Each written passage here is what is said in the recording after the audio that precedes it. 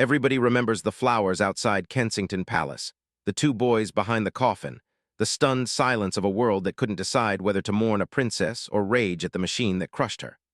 What almost nobody remembers is the paper. Not the newspapers, not the tabloids, but the actual paper.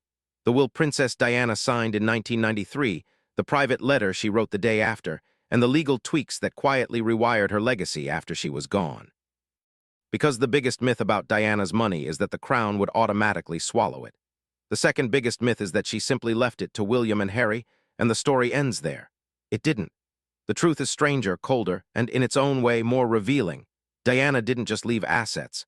She left control, timing, and permission, and she placed that power in human hands she believed would protect her sons from the very institution that had defined her life. Here's the part that changes how you see everything that came after. Diana was divorced when she died. That meant she wasn't a working royal, her estate wasn't wrapped in the same secrecy, and her will didn't vanish behind palace doors. It went through ordinary legal processes, under ordinary scrutiny, and the decisions made around it were made by people with names, motives, loyalties, and fears. And in the middle of that machinery sat one role that mattered more than any sapphire ring or headline number: the trustee. The trustee is the person who doesn't just inherit, they decide. They decide when money is released, how property is stored, what gets sold, what gets loaned, what gets protected, and what gets used to shape a story. If you want to understand who Diana really trusted, you don't start with a bank balance. You start with who held the keys. When Diana signed her will, she was 31, separated, and learning the hard way that affection inside the palace could be conditional. She had 2 children, a public image that could turn on a flash, and a private life that was already being negotiated through courtiers, lawyers, and press offices. In that climate, a will isn't a morbid exercise. It's a boundary. It's a final opportunity to say, this part is mine. Diana's will named her sons as beneficiaries, yes, but it also established a structure. The estate would be held in trust while they were young. That single decision meant that, for years, the most meaningful power over Diana's fortune belonged not to William or Harry, and not to the crown, but to the person or people appointed to manage it. And that's where the story stops being a fairy tale and becomes a legal thriller. Because after Diana died, the will didn't simply execute itself like a tidy set of instructions. It was interpreted. It was adjusted. It was refined through what lawyers call variation, a process that can be used to change how an estate is distributed or managed, often for tax planning, sometimes for protection, and sometimes for reasons no one announces at a press conference. The public saw grief. Behind the scenes, there were meetings, signatures, and quiet calculations about what should happen to the money: the jewelry, the dresses, the letters, the personal objects that could become relics, weapons, or both. If you're expecting a cartoon villain, you won't find one here. What you will find is something more uncomfortable: competing ideas of what protecting Diana's legacy even means. Is protection locking everything away until the boys are older, even if it delays their independence? Is it distributing items to godchildren because Diana wished it, even if the letter isn't legally binding? Is it preserving iconic pieces for the future queen, even if it means the spare gets less symbolic inheritance? Every choice becomes a message. Every delay becomes a statement about trust. Most biographies treat inheritance like an epilogue, a footnote after the tragedy. But for Diana, money was never just comfort, it was autonomy. She had watched how access could be granted or removed with a phone call, how staff could be reassigned, how security could be reviewed, how a narrative could be corrected without her consent. A trust is a legal firewall against that. It can't stop grief, but it can slow the reach of outsiders. It can buy time. It can create a space where 2 boys grow up before the world starts negotiating with them. That's why the quiet person controlling the trust mattered more than any crown jewel. So when people say Diana left her entire estate to one person, they're not talking about a single beneficiary listed in bold ink. They're talking about the one person Diana empowered to outlast the headlines: the gatekeeper. The adult who could say no to the palace, no to the press, no to opportunists, and when the time came, yes to the sons Diana wanted to raise into men rather than ornaments. And if you follow that power, who had it at the beginning, how it shifted, what it allowed, and what it prevented, you end up seeing Diana's final strategy in a different light. Not as revenge, not as romance, but as engineering. A mother building an exit ramp. In the next moments, we're going to walk through how Diana's estate was built, what it actually contained, why the timing of her death mattered under UK inheritance rules, and the surprising reason so much of her fortune evaporated before William and Harry ever touched it. Then we'll get to the real twist: the private wishes that were not law, the decisions that overruled them anyway, and the single relationship Diana relied on when she needed someone to hold the line. Because once you know who Diana trusted with the keys, you also understand why, decades later, her sons would end up living two very different versions of her legacy. Before we talk about who held the keys, you have to know what those keys actually opened. Diana didn't die with a vault of ancient crown jewels. She died with a modern mix of cash, investments, personal possessions, and one very large check that came from the end of her marriage. When she and Charles divorced in 1996, she received a lump sum widely reported at around £17 million, plus a smaller annual allowance to cover the office she was still expected to run. That settlement was meant to close a chapter, but it also created a harsh reality. By the summer of 1997, most of Diana's net worth was sitting in her name, exposed to ordinary inheritance tax rules, with no spousal exemption and no royal special treatment. That's the first contrast the palace narrative never really corrected. People imagined a crown that could simply take back what it wanted. In the UK, once a divorce settlement is transferred, it is generally the recipient's property. It doesn't boomerang to an ex-spouse because of a tragedy. The state, not the monarchy, is what takes the first bite. At the time, inheritance tax could claim 40% of an estate above the threshold. And on a fortune in the tens of millions, that number isn't a rounding error. It is an entire second inheritance that disappears on paper. Diana's estate is often quoted at roughly £21 million after her death, a figure that included that divorce settlement, proceeds from her father's earlier bequest, and the value of her personal property, clothing, art, furniture, and jewelry. Some items were priceless emotionally and merely valuable financially, which is exactly the kind of combination that turns probate into a battlefield. A diamond bracelet can be valued, sold, insured, displayed, loaned, or locked away. A handwritten note can be worthless to a tax assessor and priceless to a historian. Whoever controls the estate controls what becomes public history. Diana understood this better than people give her credit for. By 1993, she had already learned that the most dangerous part of royal life isn't what happens on balconies. It's what happens in offices, through memos, with decisions made for your own good. So her will did what many parents' wills do, but with far higher stakes.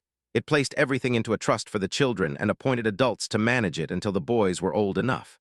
The beneficiaries were William and Harry. The managers were the real story.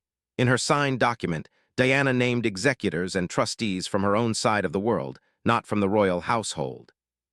Reports at the time described her mother as the central figure, joined by Diana's sister and a professional advisor. That choice is easy to miss because it sounds technical, but it was emotionally loud. Diana was saying in legal language that the people who would decide what happens to her money, her jewelry, her papers, and her memory would not be courtiers. They would be family she believed would prioritize the boys as boys, not as future roles. Then the night she died, the question stopped being what did Diana want, and became what will the adults agree is safest. This is where trusts get rewritten not with drama but with procedure. In the months that followed, the trustees sought a legal variation to adjust the terms of the trust. Public reporting later described this as a move to delay the age at which William and Harry would take full control, shifting access from the mid-20s to 30. On paper, it looks like prudence. In practice, it meant that for crucial years of their early adulthood, the money was not theirs to steer. They could benefit from income, but they couldn't fully control the principal. If that sounds abstract, picture the real-world timeline. At 25, a young man can marry, buy property, start a venture, make a mistake, be exploited, or be saved by a buffer he doesn't control. Diana's trust became that buffer. And whoever sat in the trustee chair became the person who could approve distributions, refuse requests, pay for security, cover education, fund a move, or say, not yet. It is difficult to overstate how powerful not yet can be. The estate also had another layer, the personal possessions, the chattels, the objects that would become icons. Diana left guidance outside the will in a private letter of wishes, written the day after she signed. It asked that most of her jewelry and personal items ultimately go to her sons, and that a portion be shared among her godchildren. A letter like that is intimate, and it is revealing, but it is not law. It is a whisper taped to the outside of a locked safe. The trustees can choose to honor it, or choose not to, and they did choose. Some items were distributed in ways that matched Diana's intent, especially anything tied to the boys' public identities. Other parts of her wish list did not translate into meaningful inheritances for the wider circle she loved. That decision is where you can feel the shift from Diana's personal world to the world that survived her. Careful, curated, protective, and at times, quietly ruthless. So when you hear the claim that Diana left everything to one person, don't imagine a single beneficiary counting banknotes. Imagine a single gatekeeper with a legal duty, a moral burden, and enormous discretion, standing between two grieving children and a global audience that wanted relics. That gatekeeper role shaped not just what William and Harry received, but when they received it, and what it allowed them to become. Years later, you can see the echo of that delay in the brothers' diverging lives. One remained inside the institution, surrounded by built-in resources. The other eventually tried to leave it, needing liquidity, privacy, and choice. That's why the estate's real gift wasn't riches. It was optionality. All of it was deliberate. While the cameras filmed the gates of Kensington Palace, another kind of procession was taking place in rooms with no flashbulbs at all. Probate doesn't look like history. It looks like files, valuations, and people speaking in careful voices because every adjective can become evidence. In late 1997, Diana's name moved from newspaper front pages to legal stationery, and that's where the real argument about her legacy began. Not over whether she was loved, but over who was allowed to decide what her love should do. Diana had left two documents that mattered. The first was the will, signed in 1993, the instrument that the law recognizes. The second was the letter of wishes, written the next day, the instrument that the heart recognizes. The will said, in essence, hold my estate in trust for my sons. The letter said, here is what I meant by legacy, and it widened the circle. It spoke about jewelry, personal possessions, and godchildren, and because it wasn't legally binding, it forced a choice onto the living, honor the spirit or follow the strict letter of the law. This is where the popular version of the story gets it backwards. People assume the palace swooped in and claimed Diana's things. The palace didn't have to. The power sat with the executors and trustees Diana appointed, and that authority was enormous. An executor can instruct solicitors, approve valuations, negotiate tax, and decide whether an item is distributed now, stored for later, or sold. A trustee can decide how money is invested when a beneficiary receives it and what for their benefit actually means in practice. In other words, Diana didn't just leave money to two boys. She left power to an adult. For Diana, that adult was deliberately not a courtier. Contemporary reporting described her mother and one of her sisters as the central family executors, supported by professional advisors. Whatever you think of Diana's complicated relationship with her mother, the legal signal was clear. Keep this inside the Spencer circle. That single move is why the estate didn't become an open season for royal housekeeping, and it's why the next decision mattered so much. What to do with the letter of wishes. Diana's letter asked that a portion of her personal property go to her godchildren. On paper, it sounds simple, even generous. In practice, it's a nightmare.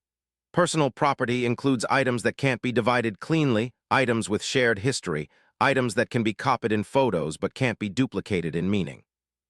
It also includes items that the public would pay to see, tabloids would pay to describe, and collectors would pay to own.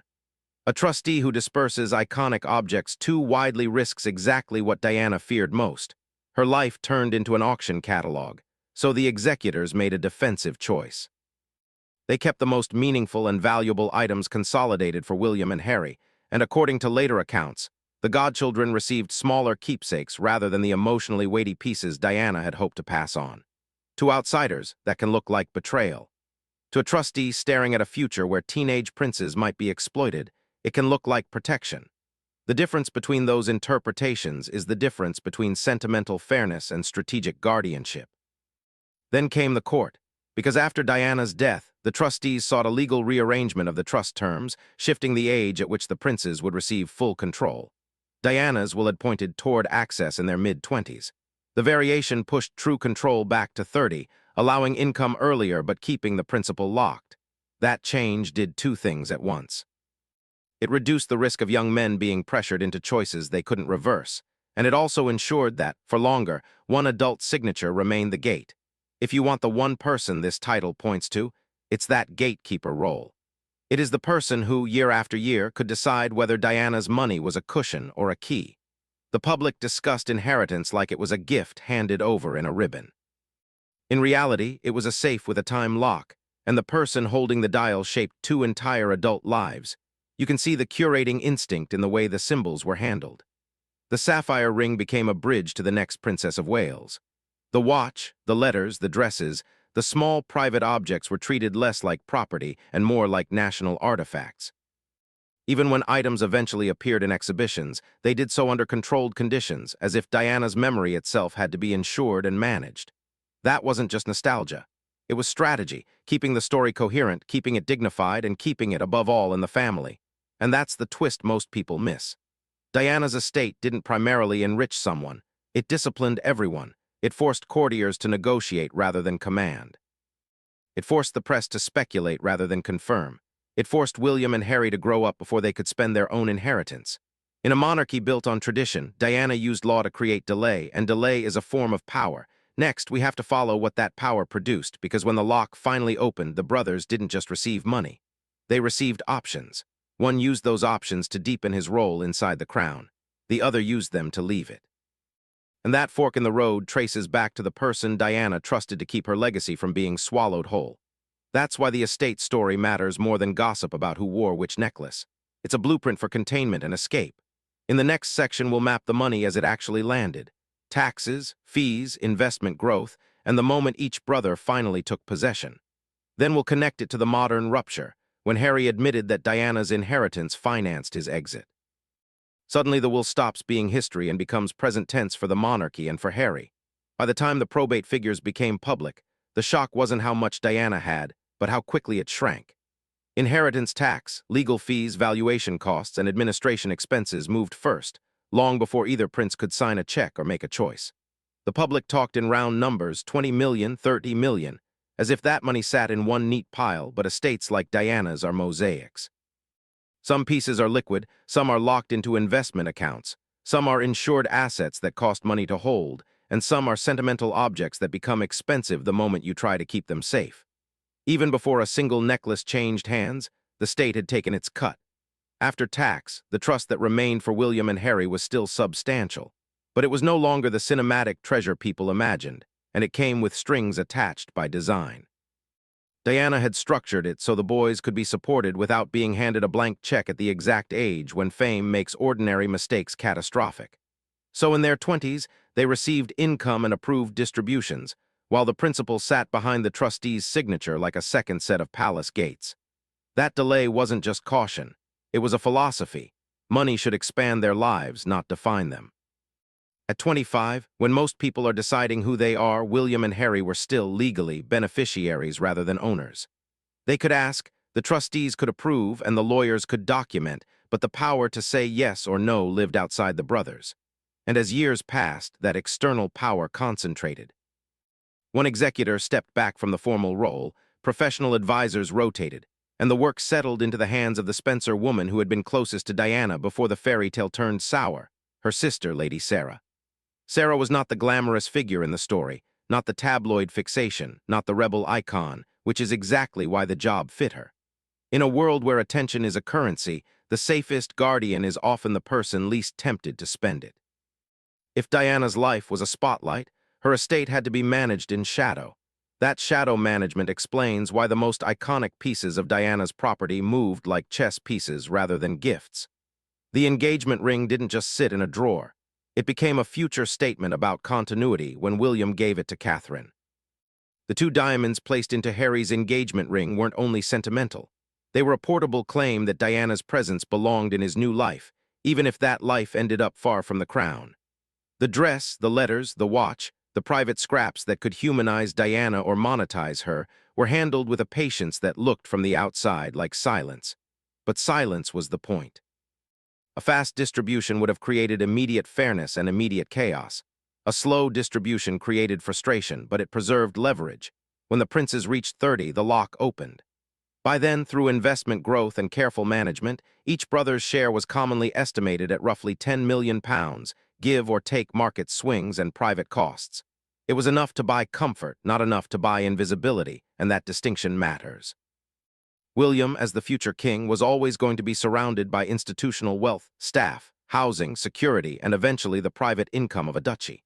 Harry, as the spare, could be celebrated, then sidelined, and after he married, the cost of protecting his family could become a negotiation rather than a guarantee. That's why Diana's money mattered differently to each son. For William, it was inheritance. For Harry, it was mobility. In 2021, When Harry said publicly that without what his mother left him, he would not have been able to step back and start again, he was describing the estate's real purpose.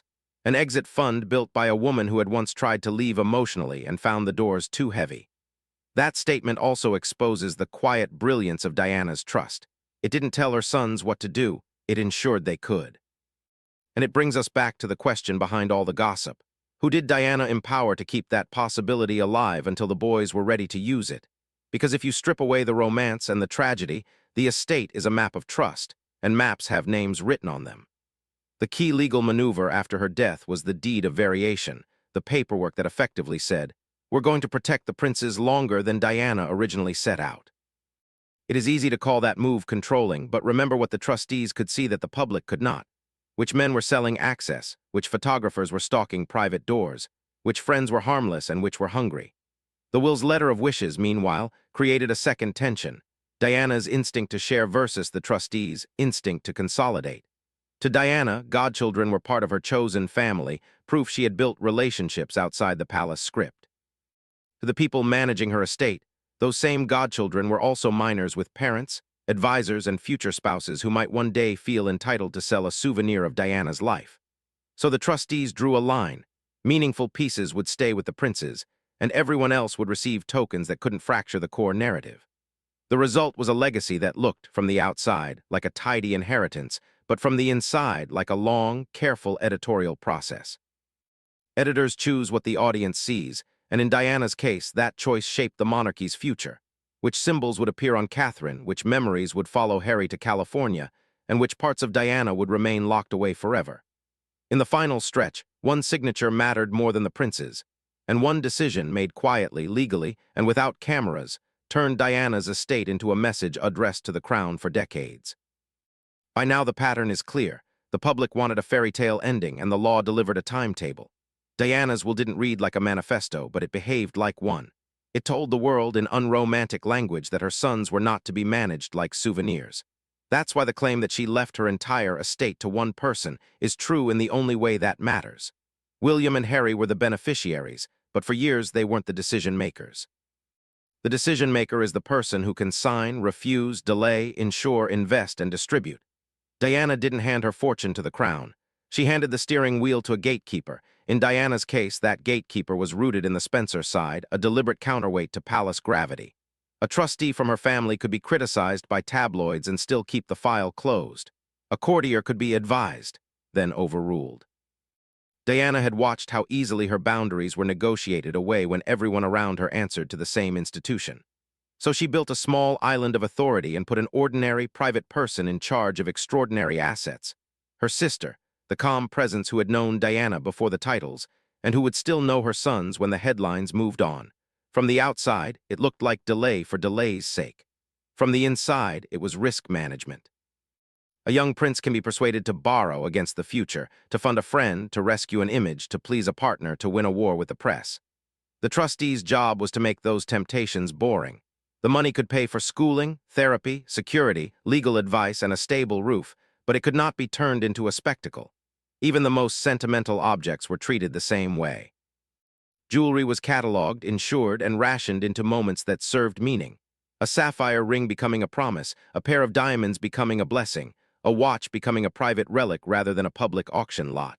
And when the symbols did surface, they surfaced on purpose. Catherine wearing the sapphire wasn't just romance. It was continuity, the monarchy's way of saying Diana belongs to the future. Meghan wearing a bracelet or Harry setting Diana's diamonds beside a new stone wasn't just tribute. It was portability, a way of taking Diana with them when the institution felt less like home.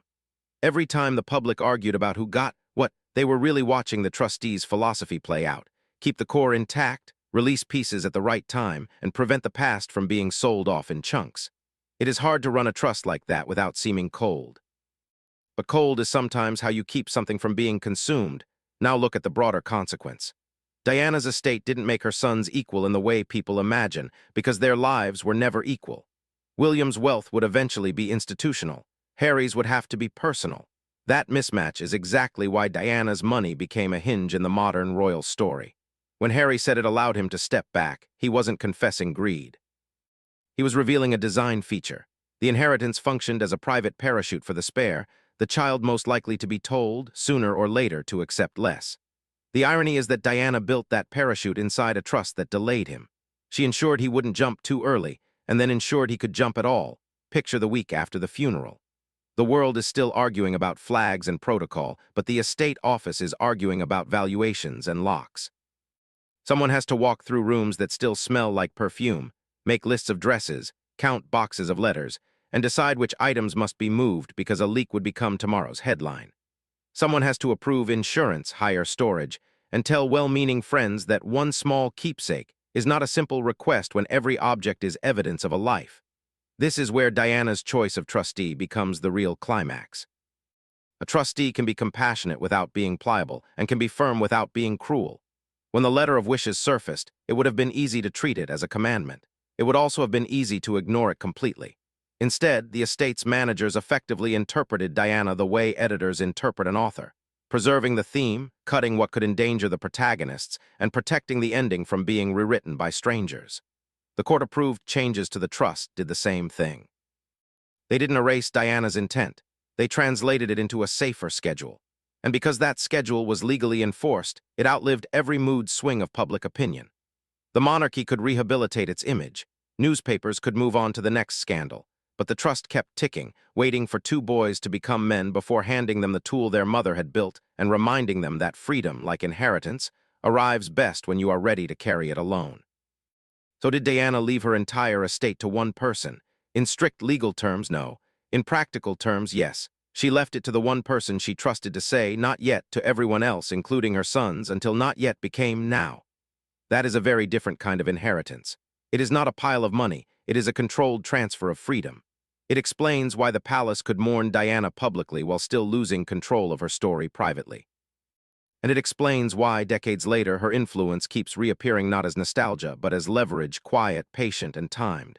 If Diana's life was a battle between image and reality, her will was the moment reality finally got a signature. What do you think? Was that gatekeeping an act of protection, or the sharpest rebellion she ever managed? Let your answer sit with you, because the monarchy is still living inside it.